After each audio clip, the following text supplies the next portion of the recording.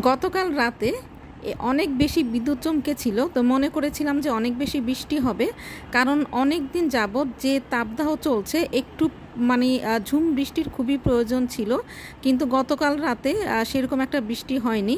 তো সকাল ভোর 6টা বাজে জানালা খোলার সাথে সাথে দেখছিলাম একটা নীলাভ আকাশ। তো এই জন্য মনে করলাম আপনাদের সাথে একটু শেয়ার করে নেই। আমার প্রিয় ভিউয়ার্স, আপনারা সবাই কেমন আছেন? আশা করি মহান আল্লাহ তাআলার রহমতে আপনারা সবাই ভালো আছেন। আলহামদুলিল্লাহ আমিও ভালো আছি। ব্লগস বাই চুমকি রান্নাঘরের আরও একটি নতুন ব্লগ নিয়ে আপনাদের মাঝে ফিরে আসলাম, কারণ ব্লগস বাই চুমকি রান্নাঘর তো আপনাদেরকে নিয়েই। তো যে পরিমাণে বৃষ্টি আশা করেছিলাম আসলে, তবে আল্লাহ যখন যেভাবে দেন সেটাতেই শুকরিয়া। আর পানিটা বৃষ্টির পানিটা দেখা যাচ্ছে না, একদম সাথে সাথে শুকিয়ে গিয়েছে, দেখতেই পাচ্ছেন একটু একটু দেখা যাচ্ছে। তবে একটা ঝুম বৃষ্টির খুবই দরকার ছিল।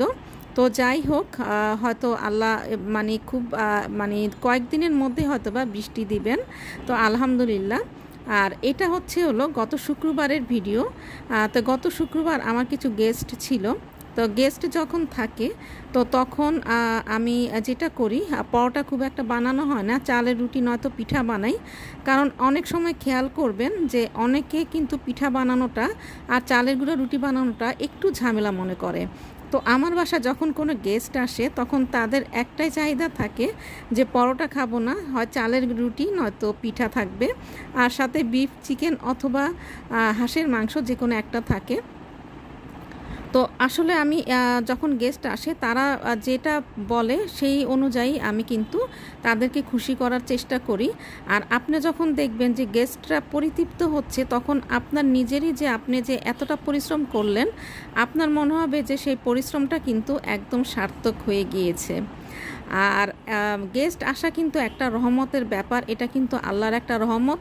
আপনার যেমন সামর্থ্য আছে ঠিক তেমন সামর্থ্যর মধ্য দিয়ে কিন্তু আপনি আপনার বাড়িতে আসা অতিথিদেরকে অনেক বেশি খুশি করে দিতে পারেন, অনেক বেশি পরিতৃপ্তি দিতে পারেন।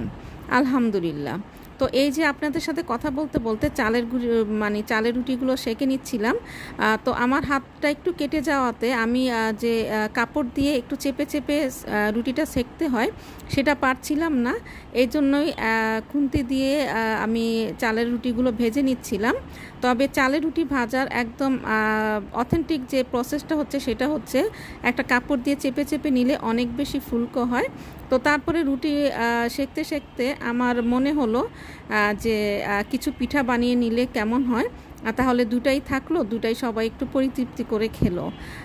তো তখন আজকে আসলে যেহেতু ফ্রাইডে আমার মেয়ের বন্ধ ছিল, তো আমার মেয়ে বলছিল যে মা দাও পিঠাগুলো আমি বানিয়ে দেই। তো মেয়ে যখন বলেছে তখন আমি কিন্তু না করি না, কারণ আমার ছেলে মেয়ে কোনো কাজের আগ্রহ দেখালে আমি কখনোই তাদেরকে নিরাশ করি না। কারণ সব কিছুতেই কিন্তু এ ধরনের কাজগুলোতে কিন্তু একটু উৎসাহ দেওয়া দরকার। তো আমার মেয়ে পিঠাগুলো বানিয়ে নিয়েছিল, অবশ্যই আপনাদের সাথে শেয়ার করব। আর তাছাড়া ছেলে মেয়েদের একটু একটু এই ধরনের কাজগুলো কিন্তু জানা খুবই জরুরি। তো এদিক থেকে আমি চাটাও বসিয়ে দিয়েছিলাম আরেকটা চুলায়।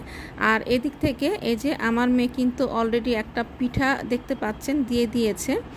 আর এই পিঠাটা কিন্তু বানানো অনেক সহজ, আপনি গেস্ট বসিয়ে রেখে ঝটপট কিন্তু আপনি পিঠাটা বানিয়ে ফেলতে পারবেন।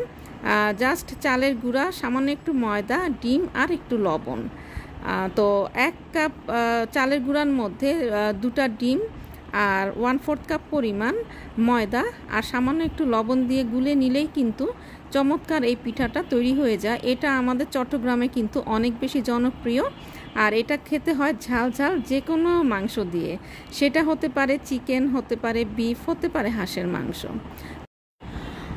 তো এদিক থেকে দেখতে পাচ্ছেন পিঠাগুলো আমার হয়ে যাচ্ছে আর কমপ্লিট হয়ে গিয়েছে। তো সব পিঠাগুলো কিন্তু মেয়েই বানিয়ে নিয়েছে। আর এদিক থেকে আমার মেয়ের হাতের কেকটা আপনাদের সাথে শেয়ার করছি। সবাই একটু আলহামদুলিল্লাহ বলবেন, মাশাল্লাহ বলবেন, কারণ আমার মেয়ে এই নিয়ে দ্বিতীয় কেকটা বানালো। এটা গতকালকে জাস্ট রেডি করে রেখেছিল, আজকে সকালবেলায় নাস্তার পরে এটা ফিনিশিং দিয়েছে।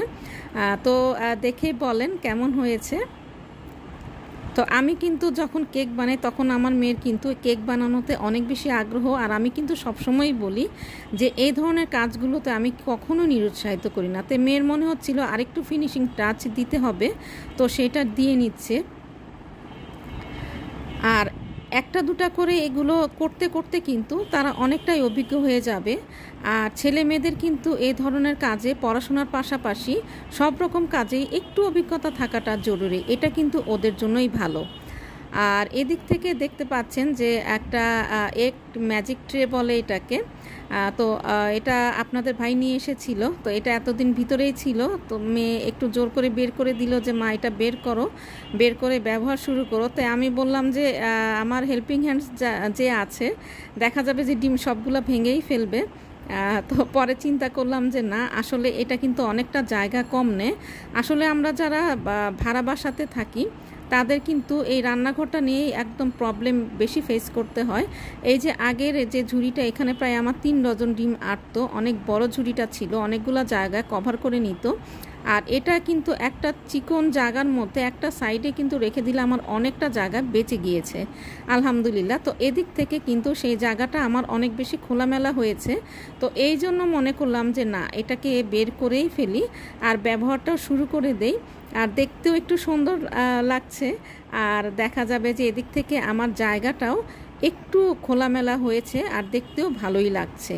তো আসলে আমরা গৃহিণীরা এদিক সেদিক করেই আসলে রান্নাঘরটা মেনটেন করতে হয়, কিছু করার নেই।